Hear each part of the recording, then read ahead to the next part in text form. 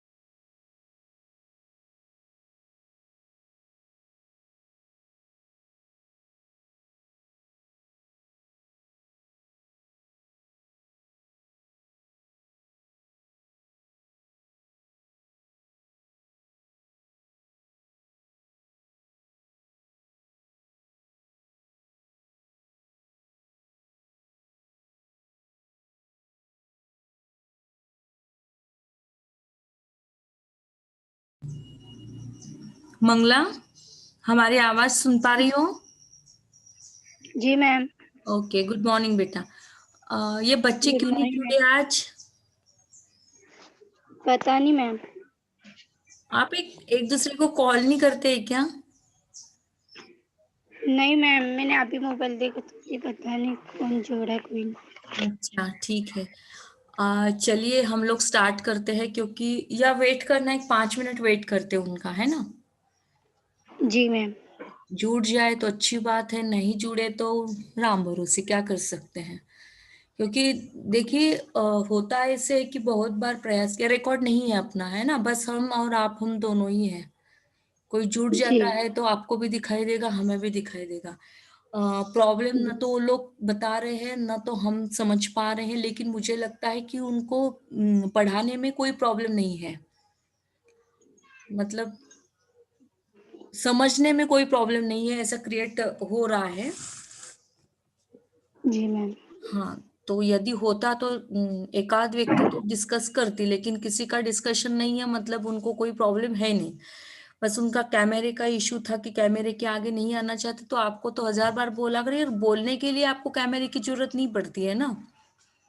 जी। तो बोलना नहीं चाहते इसका मतलब हम क्लियर नहीं कर पा रहे थे, लेकिन ठीक है, धीरे धीरे समझ जाएंगे। आपने वीडियो देखे बेटा? आपको कोई मदद मिल रही है उससे? जी मैम। देखिए मैंने वीडियो व्याकरण के बारे में था। हाँ, लेक्चर्स हो रहे हैं आपके उसके, व्याकरण के। जी। जी। नहीं मैम, अभी तक हुआ नहीं, एक ही लेक्चर हुआ शायद। या आपको ऐसा है कि आपको पता नहीं होता है और आप जुड़ते नहीं हो वहां पर? ऐसा नहीं होना चाहिए। नहीं मैम, मैं रोज देखती हूँ ना, तो लेक्चर हो ही नहीं रहा। मैंने पूछा भी था लड़कियों से, तो लेक्चर हो नहीं रहा मैम। अच्छा अच्छा। तो देखो, मतलब उसका जो है ना, तो बताइएगा मत, नहीं तो ऐसा होगा कि हमारे विषय में आप क्यों इंटरफेयर कर रहे हो ना। ये तो मतलब टीचर टीचर में हाँ जी। ये हो जाएगा, गलतफहमी हो जाएगा कि नहीं, बच्चों में जैसे उनको पढ़ाने के लिए दिया गया है तो उन्हीं का फर्ज बनता है वास्तविक तौर पर कि उन्हें पढ़ाना चाहिए। लेकिन आपने रिक्वेस्ट किया, इसलिए मुझे लगा कि क्योंकि ऑलरेडी हमने वो तैयार किया था। जब सर का कहना था कि मैम आप ये विषय ले लीजिए, तो हमने उसके नोट्स और वो सब सब रेडी है। तो लास्ट मोमेंट में यदि आपके पास कुछ भी चारा नहीं होता है, नोट्स भी अवेलेबल नहीं होती है, तो फुल्ली नोट्स हमारी उसकी तैयार है। यदि आपकी इच्छा होती है तो उसके नोट्स भी आपको पहुंचा दी जाएगी।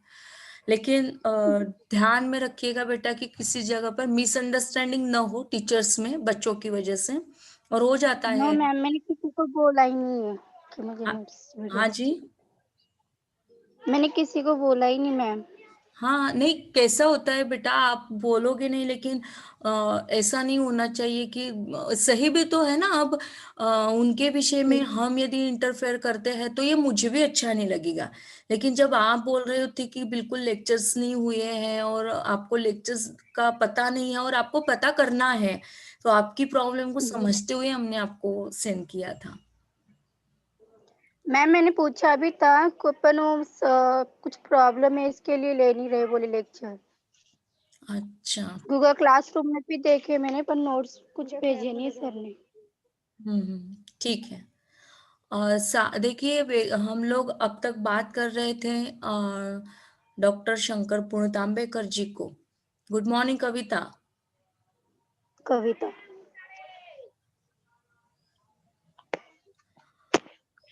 कविता सुन पा रही हो बेटा? शायद जुड़ने का प्रयास कर रही है वो। ठीक है।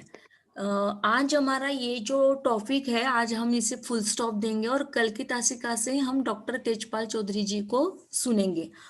कितने अच्छे लोग हमारे महाराष्ट्र में और खास तौर पर जलगांव जिले में है, लेकिन हम लोगों को यकीन नहीं है उन लोगों का, है ना? जैसे हम लोग देख चुके हैं, डॉक्टर शंकर पुणतांबेकर जी के व्यक्तित्व से परिचित हो गए, उनकी संघर्ष यात्रा से परिचित हो गए, उनकी गुणों की जो खासियत है, उन्होंने कौन-कौन सा कार्य किया उससे भी परिचित है आप सभी लोग।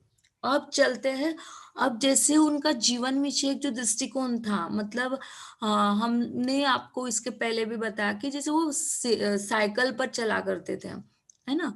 तो साइकिल पर चलते हुए वह अपना कार्य करते थे और लोग उन्हें जब चिढ़ाते थे, तो इतनी स्पष्टवादिता से वह सबकी बातों को नज़रअंदाज न करते हुए तुरंत कहलवा देते थे कि आपके जैसा तो मतलब उन्होंने ये बात बताई थी उस समय में, कि जैसे प्रदूषण होता है गाड़ियों से, तो वो हम नहीं कर पाते हैं। तो इससे साफ-साफ पता चल जाता है दोस्तों कि पुन तांबेकर जी जो थे वो अपने जीवन में बड़े स्पष्टवादिता को आत्मसात करते थे। तो अपने जीवन में जीवन विषयक जो उनका दृष्टिकोण, ये हो गया था क्या अपना पॉइंट कविता मंगला? कविता जी, ये पॉइंट हुआ था अपना कि नहीं हुआ था? कहाँ तक आए? हाँ, हाँ हो गया। ये हो गया हो गया है। था मैम। कंप्लीट कर दिया बेटा इसे? मैम लेखक विषय विचार प्रेरणा चालू था शायद। लेखक विषयक विचार प्रेरणा मतलब साहित्यिक दृष्टिकोण के आधार पर, यही तो है। वही चालू था। यही ना साहित्यिक साहित्यिक दृष्टिकोण, यही ना लेखक और अपनी रचना, इसी बात, यही चल रहा था, यही बोल रहे हो ना आप?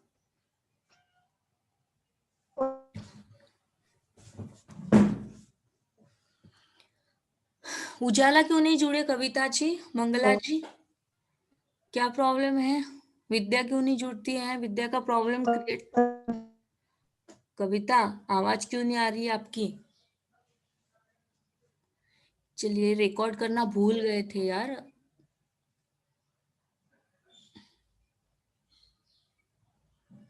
हम्म।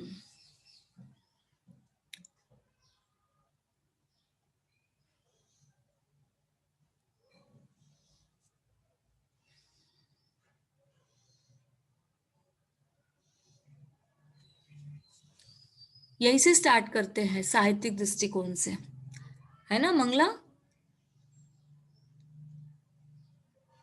मंगला जी जी आप मैम। सुन, हाँ ठीक है। लेखक अपनी रचना या कृति में अपने परिवेश तथा अपने व्यक्तित्व की छवि छोड़ता है, वैसे उस रचना या कृति में वह अपना साहित्यिक दृष्टिकोण, अपने विचार प्रस्तुत करता है। जैसे कि उन्होंने बताया, अपनी जो रचना होती है या उस कृति में परिवेश का और व्यक्तित्व का वह एक असर छोड़ जाता है। यदि हम अपनी डॉक्टर प्रेमचंद जी पर की कहानियों पर या उनके उपन्यासों पर दृष्टि डालते हैं, तो पता चल जाता है कि उनके उपन्यासों में या उनकी रचनाओं में, उनकी कृतियों में हर समय, हर पल और कोई नहीं झलकता है, तो स्वयं साक्षात प्रेमचंद जी का दर्शन वहां पर होता है। शंकर जी अपने व्यंग्य साहित्य के माध्यम से अभिव्यक्त होते हैं। हमने देख इसके पहले ही हमने आपको बताया कि शंकर जी व्यंग्यात्मक रचना लिखने में माहिर थे। उन्होंने कई प्रकार की व्यंग्यात्मक रचना लिखने का प्रयास किया और जब भी वह व्यक्ति अपनी रचनाओं को लिखता है, तो उस समय में उसे याद आ जाता है कि वो किस प्रकार की रचनाओं को लिखता है। लिखने का हर एक व्यक्ति का दायरा अलग-अलग होता है। समझ में रखिएगा, उसे लिख लीजिएगा आपके दिमाग के कोने में। हर व्यक्ति अलग तरीके से होता है। अब अलग तरीके से होता है, मतलब अब जैसे आप लोगों को 4, हमारे डिपार्टमेंट में 4 लोग हैं, तो 4 लोगों का पढ़ाने का तरीका, उनके बोलने का लहज़ा, उनकी भाषा शैली सबकी अलग-अलग होगी। हाँ, रणखांबे सर जी अलग रीति से पढ़ा रहे होंगे, भोंडे सर जी अलग रीति से पढ़ा रहे होंगे, जैन मैम अलग रीति से। आपको जो पसंद आ रहा है, वो आ रहा है, इसमें कोई दोहराई नहीं है। लेकिन जो व्यक्ति जिस रचनाओं के आधार पर, अब हम फिर से एक बार देखेंगे कि जैसे उनकी जैसे उनका वातावरण है, या हम यूँ कहें कि जैसे उनका लाइफ़स्टाइल है ना? उस हिसाब से वह अपनी रचनाओं को अभिव्यक्त करता है, चाहे वो कोई भी व्यक्ति हो। यह हमने हमारे 4 लोगों की बात बताई, ठीक वैसे ही आप लोगों का भी होता है, क्योंकि आपका मन, आपका जो लिखने की जो शैली है, वह डिफरेंट होती है। और जिस कारण शंकर जी जो हैं वो व्यंग्यात्मक रचना लिखने में माहिर थे। भले ही वो हिंदी की रचना लिखे या मराठी की, लेकिन लिखते ज़रूर थे। यदि वो मराठी की भी रचना लिखते हैं, तो ध्यान देकर सुनिएगा, शंकर पुणतांबेकर जी मराठी के भी साहित्यकार थे। क्योंकि हमने इसके पूर्व भी बता दिया था कि उनका इंटरेस्ट जो था वो हिंदी की अपेक्षा मराठी में ज़्यादा था। लेकिन जिसके लिए रोज़ी-रोटी खाते थे, उसी के लिए न्याय देना उनका परम कर्तव्य था। इस कारण उन्होंने कई प्रकार के हिंदी साहित्य का निर्माण किया, और वो भी व्यंग्यात्मक साहित्य का। अपनी वैचारिक प्रेरणा भूमि और रचनाधर्मिता को वो प्रस्तुत करते हैं। देखिएगा कि जब भी कोई साहित्यकार होता है, वो अपनी वैचारिक प्रेरणा भूमि को ही आत्मसात करता है, और फिर वो वैचारिक प्रेरणा भूमि उसे कहीं से भी मिल सकती है। किसी भी व्यक्ति से मिल सकती है, छोटे बच्चे से मिल सकती है, उसके पेरेंट्स से मिल सकती है, या उसके परिवेश से मिल सकती है, या समाज में घटित होने वाली कई समस्याओं से भी वह होती है। मतलब ऐसा नहीं है बेटा कि किसी एक व्यक्ति ने आपको प्रेरणा दे दी और आप बस एक रचना को लिखने लग गए, तो आप पूरी ज़िंदगी भर लिखना लग जाओगे, ऐसा नहीं है। हर रचना को लिखने के लिए कोई ना कोई वैचारिक प्रेरणा होना निश्चित आवश्यक होता है। और फिर वैचारिक प्रेरणा क्या होती है? तो वह प्रेरणा होती है कि जैसे आप लोगों में लिखने का एक ढंग है, लेकिन आप उसे प्रस्तुत नहीं कर पा रहे हो, है ना? और आपकी उस प्रस्तुति को मोटिवेट करना, प्रेरित करना, यही है प्रेरणा भूमि, वैचारिक प्रेरणा भूमि यही कहलाती है कि नहीं, आप में हुनर है, आप कर सकते हो, बस यही बात काफ़ी है आप लोगों के लिए। और जैसे आप लोगों के लिए हम लोगों का मोटिवेशन अत्यंत आवश्यक होता है, ठीक वैसे ही ये जो बड़े-बड़े साहित्यकार होते हैं, अब आपका जो लाइफ़स्टाइल है, यह इन साहित्यकारों से अलग है। क्यों अलग है? आपका और हमारा अलग-अलग क्यों हो जाता है? या इन साहित्यकारों से हम लोग अलग इसलिए भी हो जाते हैं क्योंकि वह जिस धरातल पर रहते हैं, अ, वह जिस परिवेश में रहते हैं, वहाँ का परिवेश अलग होता है। जैसे कि यदि हम रामविलास शर्मा की बात करते हैं, या अमृतलाल नागर जी की बात करते हैं, निराला जी की बात करते हैं, तो कहीं न कहीं निराला जी और अमृतलाल नागर जी, जिनके साथ रहे, मतलब निराला जी को उन्होंने अपने पिता का दायरा दिया, और निराला जी ने भी रामविलास शर्मा और अमृतलाल नागर जी को बेटे का दायरा दे दिया।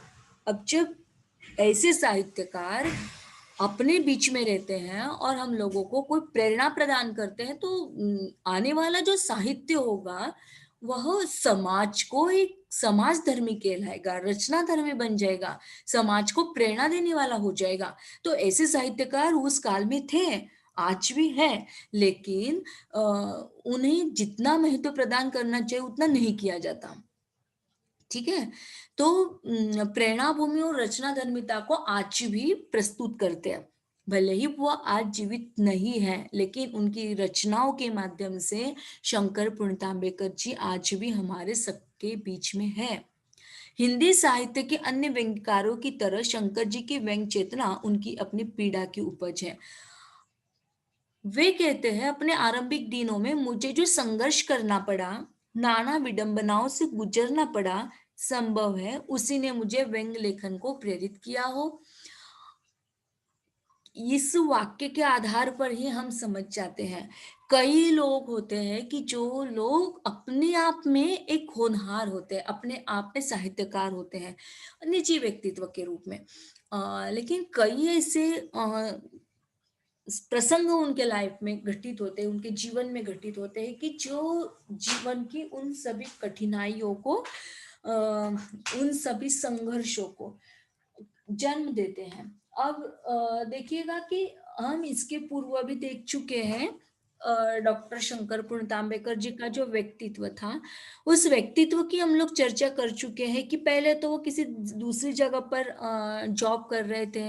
एक जगह पर उनका जॉब बहुत अच्छे से लग भी गया, और मतलब लगा नहीं तो बस इंटरव्यू फेस किए, और वहां उन्हें पता चला कि और कोई व्यक्ति आएगा। फिर वहां से वो निकले, फिर महाराष्ट्र में आए। मतलब उनकी जीवन यात्रा को देखने के पश्चात ऐसा प्रतीत होता है कि गरीब परिवार में जन्म लेने के पश्चात उस व्यक्ति की स्थिति क्या हो जाती है।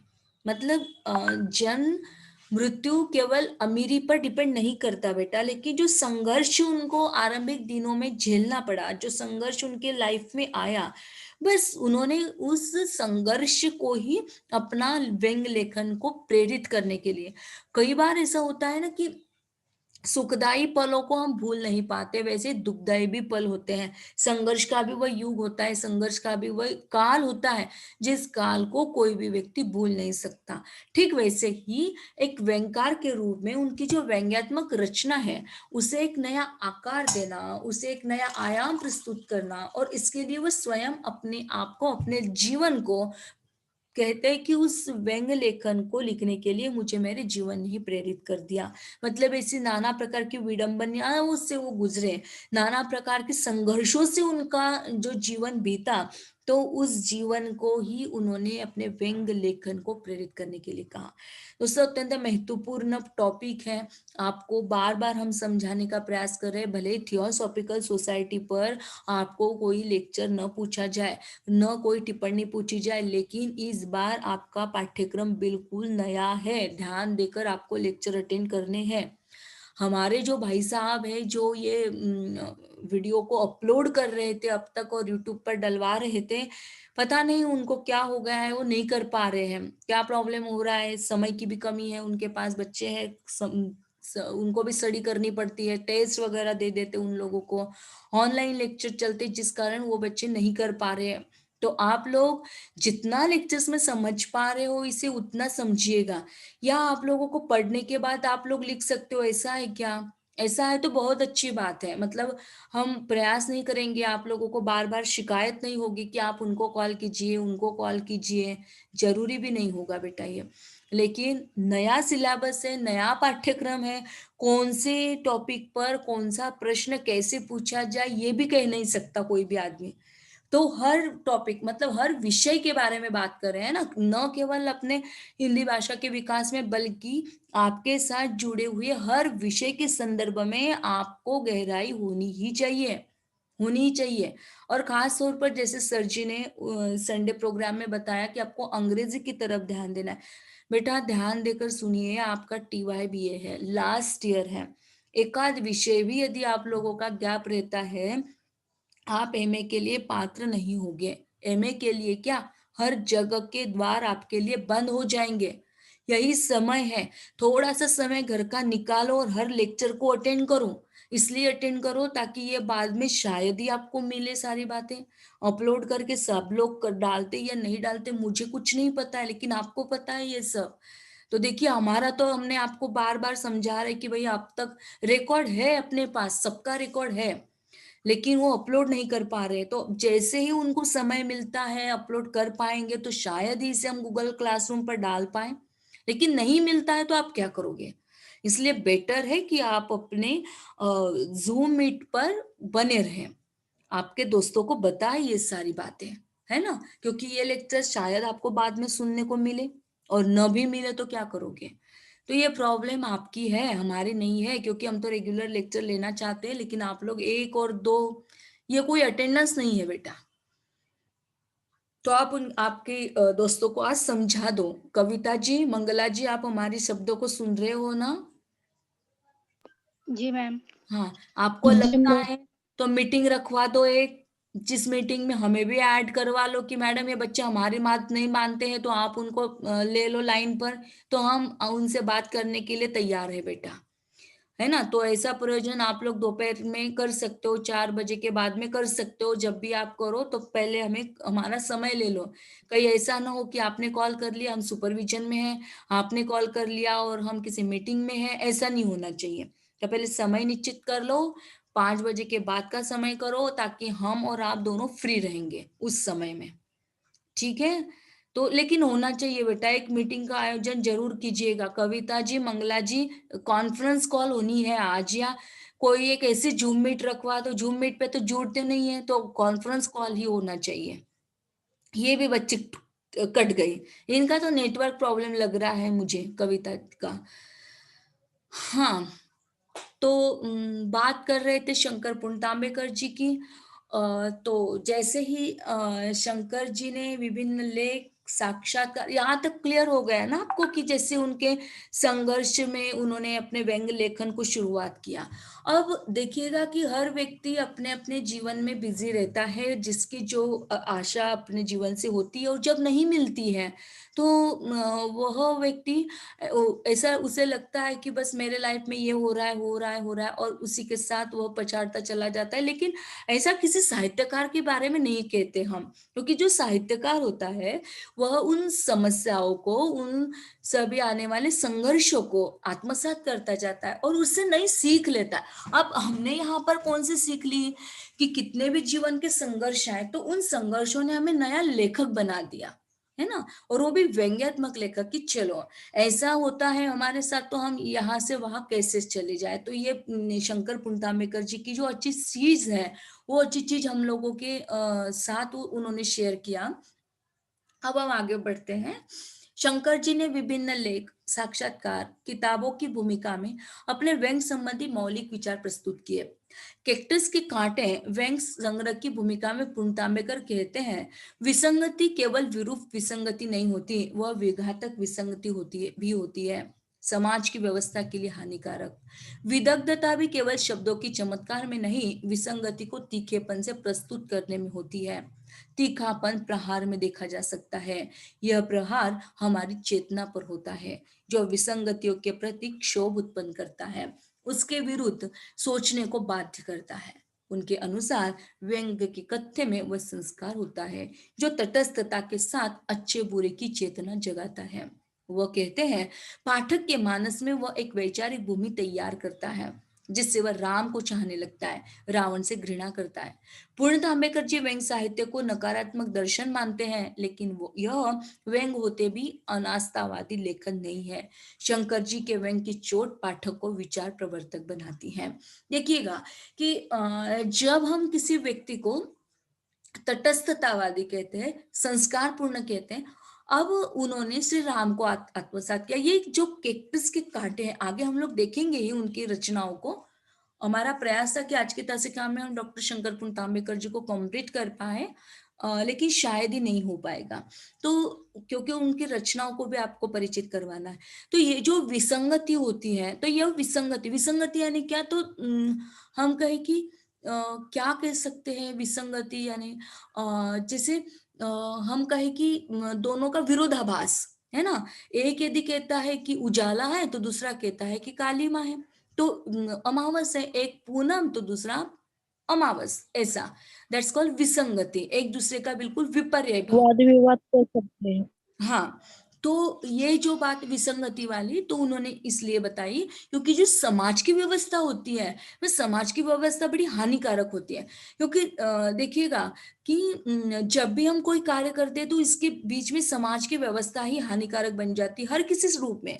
और विदग्धता भी केवल शब्दों की चमत्कार के रूप में नहीं दिखाई देते, बल्कि विसंगति में तीखापन होता है। और वो जो तीखापन होता है ना, वो तीखापन डायरेक्टली प्रहार करता है, और यह प्रहार हमारी चेतना पर होता है। अब देखिएगा कि जैसे चेतना की बातें हम तुकडोजी महाराज के लेक्चर में पाते हैं कि आंतरिक चेतना को कैसे जागृत किया जाता है, जागृति मिलने के पश्चात कैसे हम अपने आप को आंतरिक परिवर्तन करते हैं। तो ये जो हमारी चेतना की बात है, मतलब हमारे आत्मा को जागृत करने की बात है, तो यही हमारी चेतना पर जब प्रहार किया जाता है तो विसंगतियों के प्रति क्षोभ उत्पन्न होता है और इसके विरुद्ध सोचने को हम बाध्य हो जाते हैं। मतलब देखिएगा कि जब भी कोई ऐसा व्यक्ति हमारे लाइफ में आता है कि जो हानि पहुंचाता है, तो ऐसे व्यक्ति के प्रति हमारे मन में कोई भी व्यक्ति हो, कहीं ना कहीं हमारे मन के भाव इसका भी ऐसा होना चाहिए, ऐसा होता है। लेकिन नहीं, जब हमारी आंतरिक चेतना जागृत हो जाती है तो उन विसंगतियों के प्रति क्षोभ उत्पन्न करता है कि यार अजीब आदमी है, ये मेरे पीछे पड़ा हुआ है ना। तो ये भावना हमारी हो जाती है, कोई भी हो तो हम ऐसा सोचने लग जाते हैं। तो ऐसा सोचने को बाध्य क्यों होते हैं, इसके विरुद्ध हम सोचने को बाध्य होते हैं। क्यों? क्योंकि हमारे जो संस्कार होते हैं, वो संस्कार, वो हमारी तटस्थता हमें अच्छे बुरे की पहचान करा देती है ना। यदि बुरा आदमी हमारे अच्छे लोगों के साथ बुराई व्यवहार न करे तो उस लोग अच्छे लोगों की जो पहचान है वो कैसे होगी समाज को। इसलिए बुरे व्यक्ति भी समाज में होना आवश्यक हो जाता है। और अच्छे बुरे की चेतना तब जागृत होती है जब इस प्रकार के जो संस्कार होते हैं और उस संस्कारों के साथ तटस्थता प्राप्त होती है।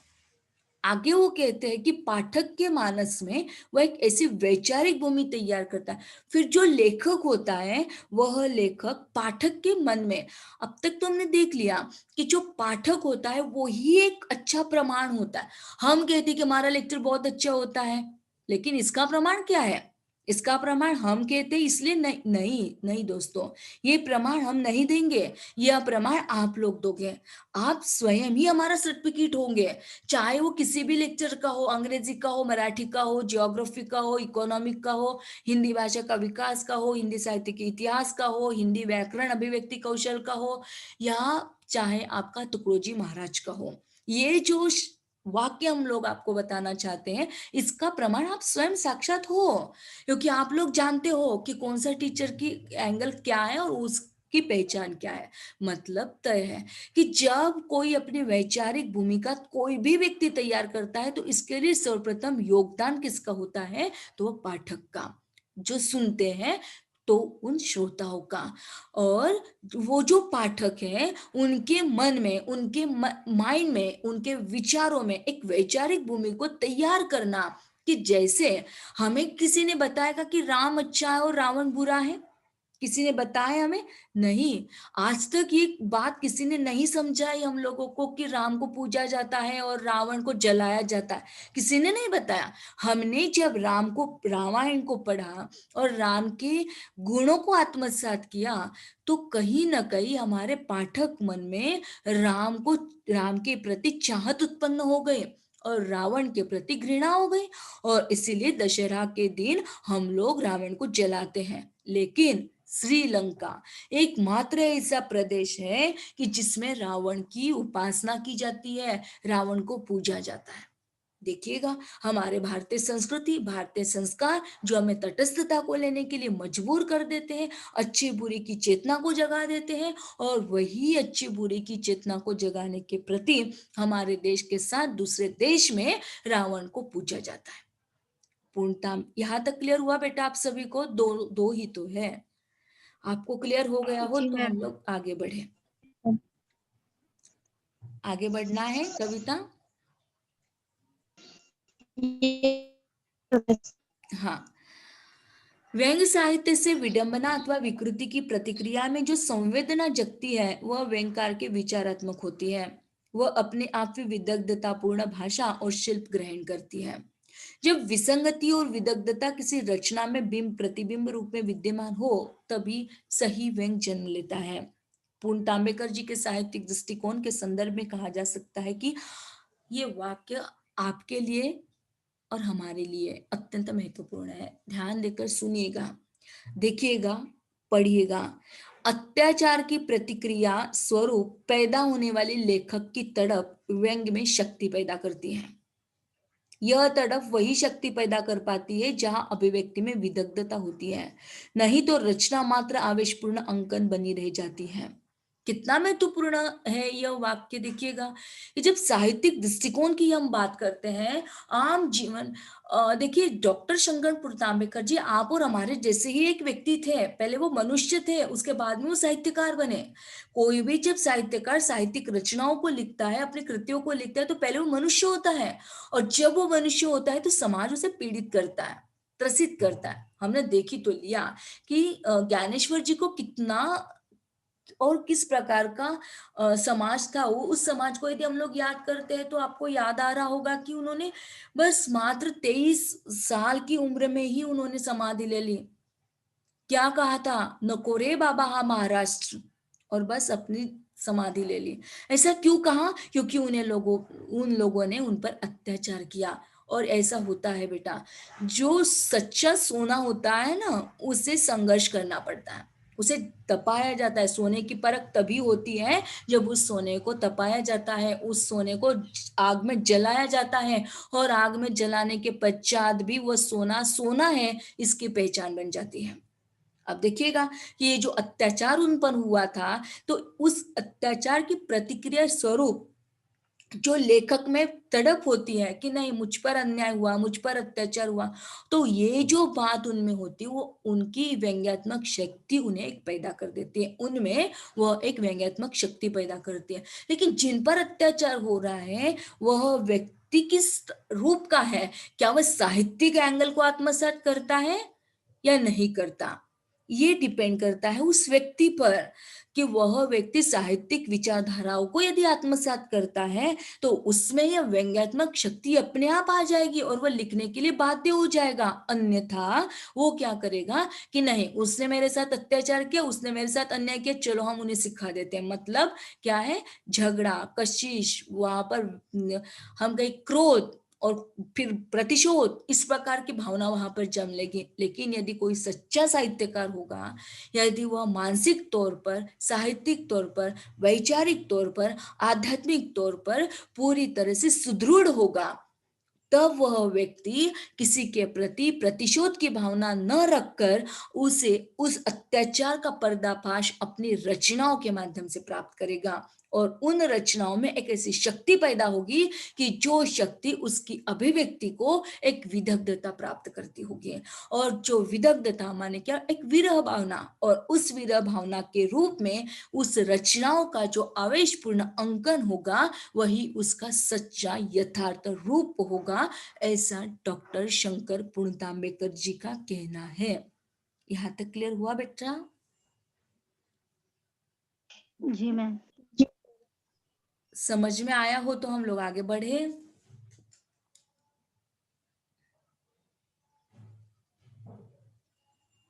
आपकी इच्छा हो, आपकी आज्ञा हो तो हम आगे बढ़े।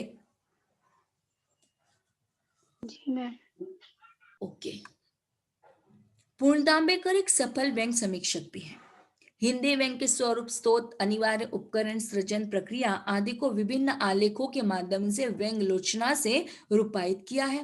कैक्टस के कांटे व्यंग संग्रह की भूमिका में व्यंग को इस प्रकार परिभाषित किया गया है कि व्यंग युग की विसंगतियों की तीखी अभिव्यक्ति है। व्यंग वैदग्ध्य में ब्राह्मण, प्रहार में क्षत्रिय, लक्ष्य भेद में वैश्य और मान्यता में शूद्र है।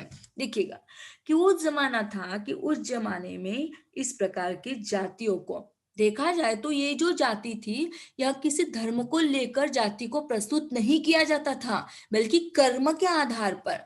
तो ब्राह्मण, क्षत्रिय, वैश्य और शूद्र, इसे परिभाषित करने के लिए हमने इसके पूर्व भी आपको बताया था। ब्राह्मण से तात्पर्य क्या होता है, क्षत्रिय से तात्पर्य क्या होता है, वैश्य और शूद्र से तात्पर्य क्या होता है? आप लोगों में से कोई है क्या जो बता पाए, इन चारों को डिफिनेट कर पाए?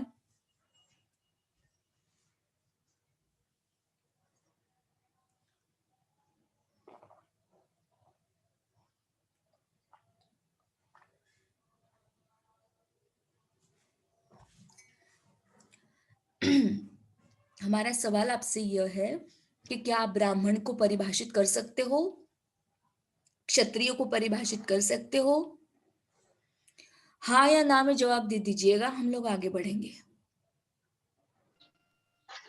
नहीं मैम। हाँ, ठीक है। तो हेलो हम मैम। हाँ कविता जी, आप बताना चाहते हो बेटा? जी मैम। हाँ ब्राह्मण जो समाज है वो उच्च जाति का माना जाता था, हाँ। और शूद्र, और दूसरा क्या बताया आपने? क्षत्रिय है, वैश्य है, शूद्र है। हाँ, शूद्र और वैश्य है, नीचे जाति का माना जाता था। ओके ठीक है, लेकिन सही परिभाषा से यदि हम परिभाषित करें बेटा, ध्यान में रखिएगा, TYBA है आपका। शायद इसके पश्चात यदि आप लोग बीएड करना चाहते हैं तो बीएड अब 2 सालों का हो गया है ना। तो उसमें यदि आपको ये सवाल पूछा गया तो आपको आना चाहिए, कहीं ऐसा ना हो जाए कि मेरे बच्चों को ये नहीं आना है। हर एंगल से आपको पढ़ाने की मेरी भरसक प्रयास रहेगा, कोशिश हमारी होगी। ब्राह्मण से तात्पर्य है कि जो आपके पास कॉपी हो, पेन हो, आप लोग लिख सकते हो, अदरवाइज ये रिकॉर्ड वीडियो मुझे नहीं पता कि मिलेगा भी या नहीं, आई डोंट नो बेटा, कुछ नहीं कह सकते। ब्रह्म की विद्या को जानने वाला ब्राह्मण कहलाता है। ब्रह्म की विद्या को जानने वाला ब्राह्मण कहलाता है।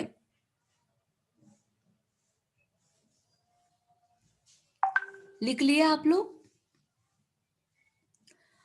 क्षत्रिय मैम वो, फिर से कहिए। हाँ, ब्रह्म की विद्या को जानने वाला, ब्रह्म की विद्या को जानने वाला ब्राह्मण कहलाता है।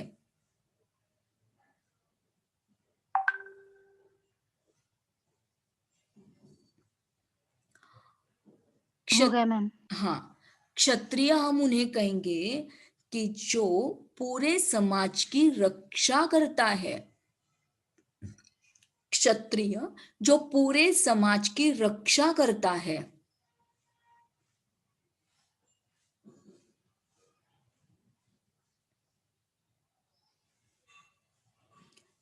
हो गया मंगला जी?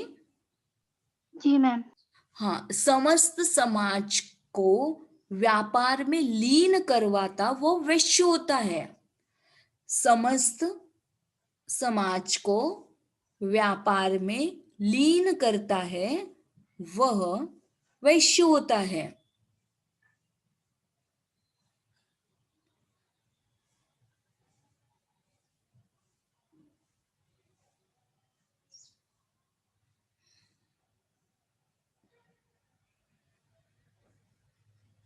हो गया? जी मैम। हाँ, इन तीनों की मतलब ब्राह्मण, क्षत्रिय, वैश्य, इन तीनों की जो सेवा करता है वो क्षुद्र कहलाता है। इन तीनों की जो सेवा करता है वो क्षुद्र कहलाता है। बहुत लुक्का झुप्पी खेल रही हो कविता जी, क्या बात है? कविता अरे जी इसमें बहुत लुक्का झुप्पी खेल रही हो बच्चा। चलो, क्षत्रिय से तात्पर्य क्या है कि जो, अभी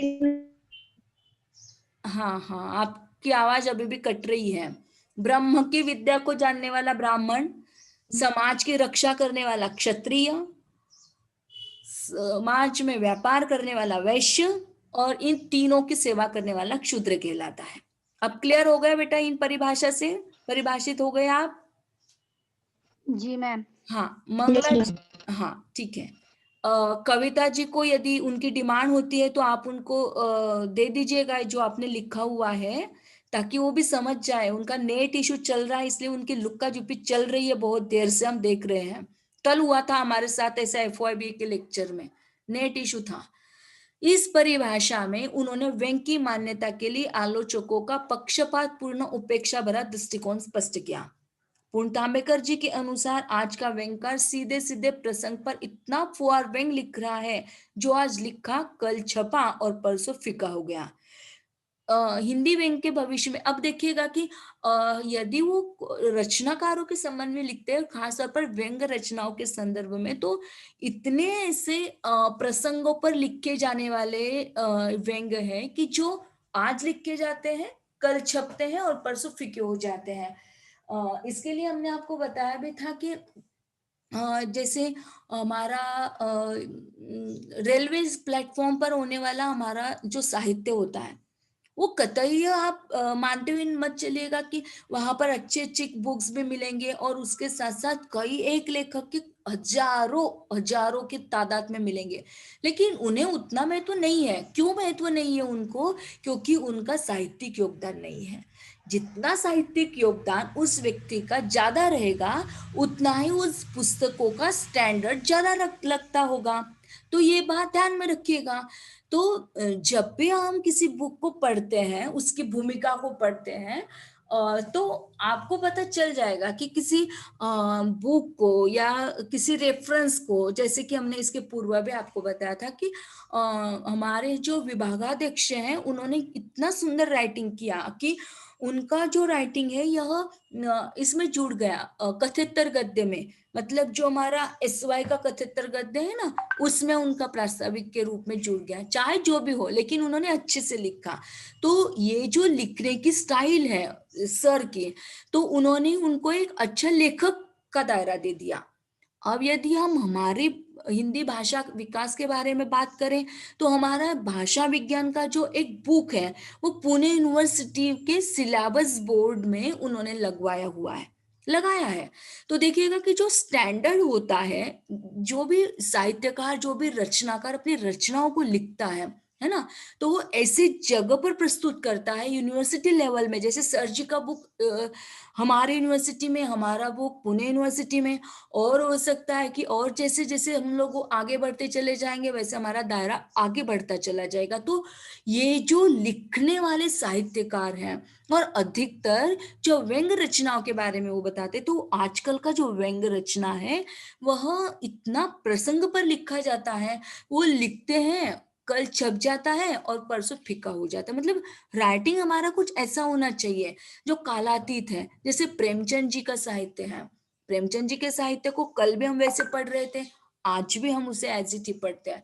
हमें बोर नहीं होते जब भी हम उन साहित्यकारों को पढ़ते हैं ना, तो हमें बोर नहीं फील होता है। इसलिए बोर फील नहीं होता है क्योंकि हम उन उपन्यासों को बहुत बड़े चाव से आज भी पढ़ते हैं। उन्होंने बड़े जान लगाकर, दिल लगाकर उन्होंने उसमें रचना की है, इसलिए वो हमें अच्छा लगता है।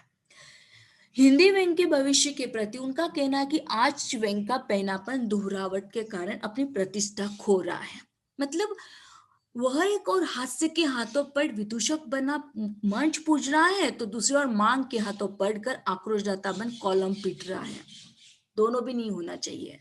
एक तो भिखारी भी नहीं होना चाहिए, विदूषक भी नहीं होना चाहिए, और दूसरा कि मांग के हाथों पढ़कर, मतलब एक ऐसे केवल डिमांड में नहीं होनी चाहिए, और आक्रोशदाता भी नहीं बनना चाहिए। मतलब क्या कि अन्याय किया, किसी ने अत्याचार किया, बस तो अत्याचार का मतलब अत्याचार है ना, एक पर अत्याचार हुआ तो उसने क्या किया, तुरंत प्रतिशोध ले लिया। तो ऐसा बिल्कुल नहीं होना चाहिए। और उससे क्या होगा, उससे साहित्यकारों की प्रतिष्ठा घट जाएगी, और साहित्य का जो निर्माण होगा वह ठीक ठाक ढंग से समाज को एक नई दृष्टि देने वाला नहीं होगा। और इसीलिए उन्होंने क्या कहा कि वो जो पैनापन है वह दोहरावट के कारण, मतलब दोगलापन होता है, तो ये पैनापन दोहरावट के कारण अपनी प्रतिष्ठा खो रहा है। मतलब ये जो विदूषक बन चुका है व्यंग रचना को, और दूसरी जगह पर एक आक्रोशदाता बन जाता है, तो दोनों भी भूमिकाएं नहीं होनी चाहिए व्यंग रचना लिखते हुए। इन स्थितियों से व्यंग बचे तो व्यंग प्रबुद्ध की अनिवार्य आवश्यकता बन जाए। इन विचारों से पूर्णतांबेकर जे व्यंग विषय दृष्टिकोण तो स्पष्ट होता है, साथ ही साहित्य के प्रति उनका रवैया भी स्पष्ट हो जाता है। मतलब उन्होंने साहित्यकारों को क्या मार्गदर्शन देना था, वो मार्गदर्शन उन्होंने दे दिया।